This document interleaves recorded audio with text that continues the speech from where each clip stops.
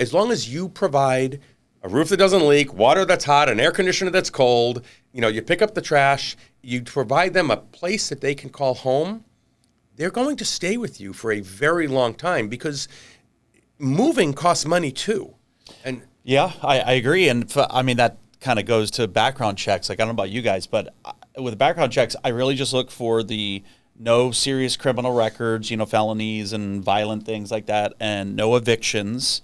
Of course, no bankruptcy too, but I don't even really look at the credit score. I just glance at it. I'd say the great majority of the time, my tenants don't have a credit score over maybe 620. I'd say 80% of the time in the units that I rent, and I'm okay with that. Same. If they're not paying their credit card, that's not really my problem, as long as they're going to pay their rent, as long as I know I've got first, last, and security, and they don't have evictions. Because what no eviction shows me is, maybe they are bad with their credit cards and they've been swiping too many of them, not paying them, so their credit score is low. But at least they know they need to keep a roof over their head. That's the minimum that I look for. I do the same. Sometimes I very, very, very rarely have turned someone down based on credit, unless, as you said, there's a market history of like multiple evictions or that type of stuff. Course, yeah. But if I do look at things, I will look at, again, understanding the challenges sometimes financially that some of our tenants have. Of course. If somebody has a low credit score because they owe a hospital or a doctor a bunch of money, I discount that entirely. Oh, yeah. Because that's just, you know what?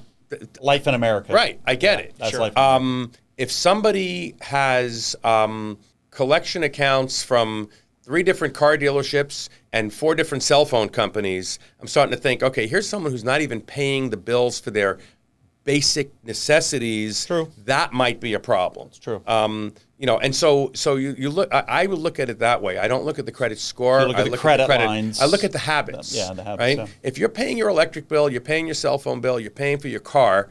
You understand that you have bills you need to pay. If you Or have your car repossessed. That's not right. good. But if you had to go to the doctor for something and you can't afford to, I can't fault you for that. If anything, again, not to get political, but you got to fault our system maybe for that. Maybe. So I don't look at that, but I do. I do feel that there's a great niche in that in helping people find good housing and that affordability level. Yeah. Go ahead, Dominic Larry, because I want to talk to you about the value add and how that works in those too. Yeah, well, that's what I was generally going to comment on, like, especially if you're providing like a good, as you mentioned, just like good space, good space to live in. It's of huge value add especially in this market, because a lot of older landlords who have owned stuff for, I don't know, maybe even built them, right? And some of them were buying off of these guys who built them in the 70s, right? They just kind of just let it go. Yeah. They let it go. Many times, that landlord either has a memory that's old, the market's not the same anymore, but they're afraid of or don't want to deal with a vacancy, and so the logic is, the market's $1,500. This guy's paying me, $1,100, but I don't want to deal with it. I don't want the vacancy. I don't want the. Well, it's also that my mortgage is 25 years old on a 30-year mortgage. I only have 20% of my original balance left to pay. I'm at a low interest rate. What do I care? Well, okay. Their payments are so low. That's the way they think. Right, exactly. Okay? I'm getting cash flow. My mortgage is paid. I'm going to leave the rent low. But let me, and I'm going to give low service too. Maybe. Yeah. But let me. It's a bad analogy, but it's an analogy nonetheless. Let me. That philosophy that you just said of the landlord who goes, well, my mortgage payments are low. That's like you going to whatever your local restaurant is, and the bill is $50, and you're going to throw a 20% tip, so now it's $60, and all you have is $100. And you leave the 100 and you're like, well, I have more hundreds in my pocket and I don't need to wait for the change. It's a bad analogy, but you're leaving money on the table, right? Of course. So for the people who are looking for an opportunity, there's your opportunity, is the person who is thinking like you just said, because they don't want to deal with the challenges of a vacancy. They don't want to deal with the expense. And this is truly where the opportunity is. And it's actually a great segue for me to just show you the to me, the aha moment. And I'm going to stick with commercial real estate, industrial buildings, office buildings, retail. The theory is exactly the same.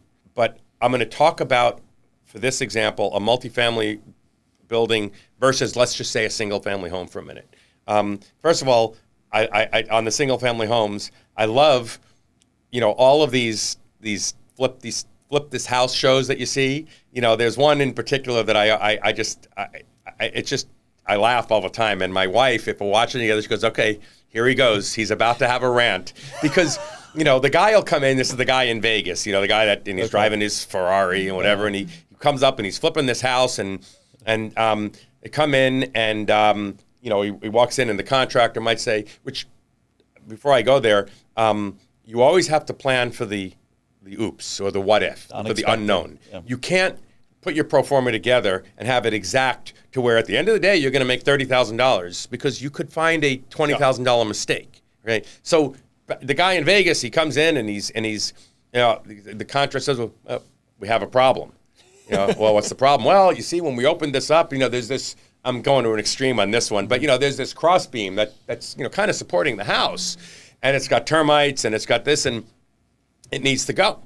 Oh, okay. Well, what do we have to do? Is I got to jack up these, got to jack up the house. We're going to cut it out. We're going to put a new piece of timber in there, and he goes, "Oh, geez, what's that going to cost us?" And he's like, "Oh, $3,500. And I'm like, I can't get somebody to come up and replace a sink for $3,500. And this guy on these shows, is right. And he melts down. Right? Yeah. $3,500. I know. Yeah. Right. Here's the camera meltdown. Storms out of the house. Right. Jumps in his Lamborghini. Yeah. Exactly. Flies away. We got to, or how much is it going to cost us to replace all these cabinets? $1,600.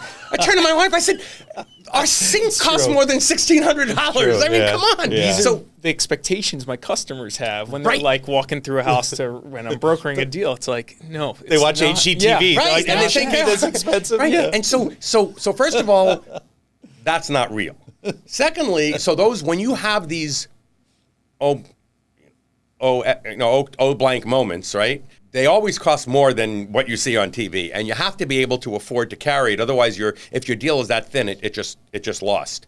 Because remember, on the single-family home, you can only get that home. You might make it the most valuable home on the street, or the most valuable home in the submarket, the tract. But that might mean all the other homes are selling for $500, and yours might sell for $525. You're not getting $1.5 million when the average sale price is $500. No matter what you do to it. Right. No matter what you do to it. And interestingly, on the flip side of that, for a minute, another side note, I tell people when on the broker side, when they try to show me the comps of what if I'm going to sell for a minute, and I kind of say, if everybody always bought based on the comps, then homes would still be priced like they were in 1962 because those were the comps, right? There's always a little bit above the comps. So you can bring things market up, but still within reason. Within reason. So if you go and you buy a house for $400,000 and you put $100,000 into it,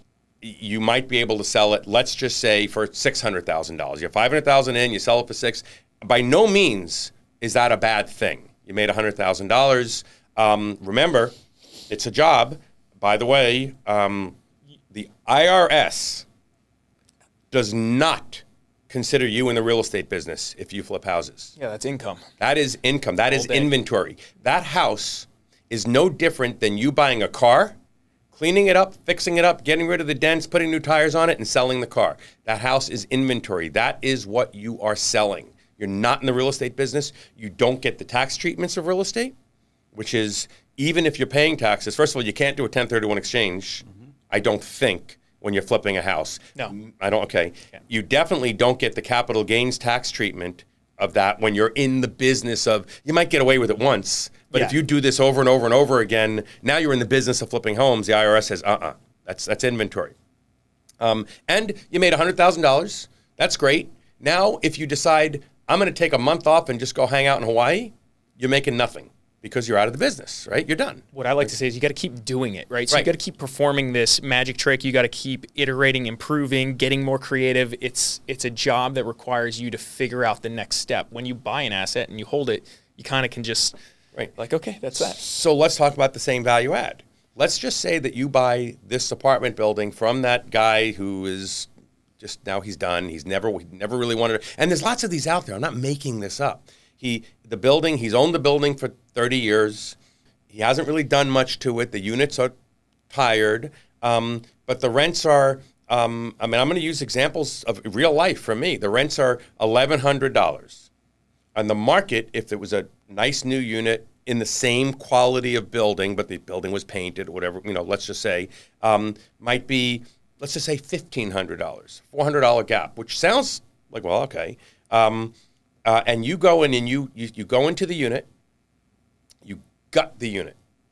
You put in new cabinets, new kitchens, new toilets, you paint it, you scrape the popcorn off the ceiling and whatever, you make it a nice new unit. It's still the quality to the demographic you're targeting, but it's new and it's clean. I used to be able to say you could do that for about, because you're doing multiple, for about $10,000 a unit. Now it's probably more like $15,000 or so a unit, because you're still going. You're not in this world. You're going to Home Depot and you're buying a refrigerator for $400. You're not buying a Sub-Zero. You're buying cabinets from Home Depot. You're buying. You're doing Sure. it. You're still doing it right. Yep. So $15,000. Let's just remember this is a 10 unit. But let's just work on the 1 unit for a minute. You paid $15,000. And you raise the rent, the new tenant comes in, old tenant's gone, new tenant comes in, you're charging them $1,500, $400 a month more than the old tenant was paying. You paid $15,000 to get them. That $400 goes straight to the bottom line because all your expenses are already covered out of the $1,100, right? So 400 times 12 is $4,800, right? Now, some people, I don't agree with this, but some people would say, wow, that's almost 33%, so it's a 30% return on your investment. That's amazing. Yes, it is, which means basically in 3 years of that increased rent pays for all those improvements after 3 years, and in year 4, it's all cash flow.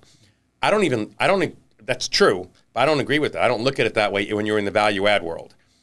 You raise the rent by $4,800, right, in that unit. Without having to go into it, I kind of explained what a cap rate was before. If you apply a 5 cap to it, which is harder to do today, so I'm going to go both ways. If you apply a 5 cap to it, that $4,800 created $96,000 worth of value on the property. You increase the value of that real estate by $96,000 at a 5 cap by spending $15,000. At a 10 cap, which is also not possible today. 10 cap is too high. 5 cap maybe today is too low. At a 10 cap, you created $48,000 worth of value. You could say that the market is somewhere in between a $96,000 and a $48,000. So let's just say you created $70,000 worth of value. That's probably a 7 cap or something like that. Okay, harder to do in your head, but it's somewhere in between. You got good math. Good math skills. So you created $70,000 worth of value. You spent $15,000. You created $70,000 of value. You also are getting, let's call it, as some people would say, a 30% return on that investment by the extra $400. Mm-hmm. Do it 10 times in your 10-unit property, okay? You've now, at $70,000 per unit, you've now increased the value of that real estate $700,000. You spent $150,000, $15,000 times 10, to get there, okay? So you say, well, that's wonderful. How do I realize that money? 2 ways. You could sell and then go and do it again. Or refi. Or you can go to a bank, and a bank will easily give you, even today, 60%. Let's make it easy. 50% of that $700,000 in value. You spent $150,000 and you just borrowed $350,000 from the bank, tax-free, because debt is not taxable income. Right? You put it in your pocket to go, hopefully, if you're doing this right, to go do it again. Or if you want to spend your money, spend your money. That's everyone has their own, right, what they want. But and you still own the real estate, and it's still cash flowing, and that interest that you're paying on that debt is tax deductible, and. You can't do that with a single family house. And that was a 10 unit. Do it in a 20 unit. You just added $1.4 million, right? Do it in a 30 unit. You just added $2.1 million worth of value.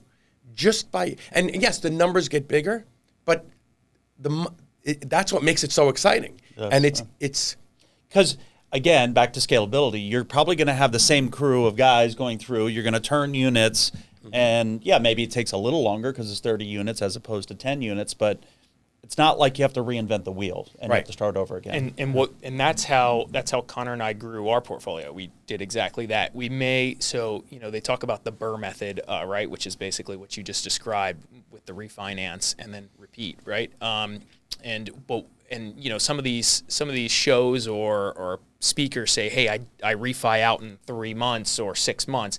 Typically, for our stuff, what we were able to successfully do is every 2 years we were doing a refi where we were pulling our money out plus some from the deal, and then we'd even invest more of our personal income into the next deal, and we just kept doing bigger and bigger deals.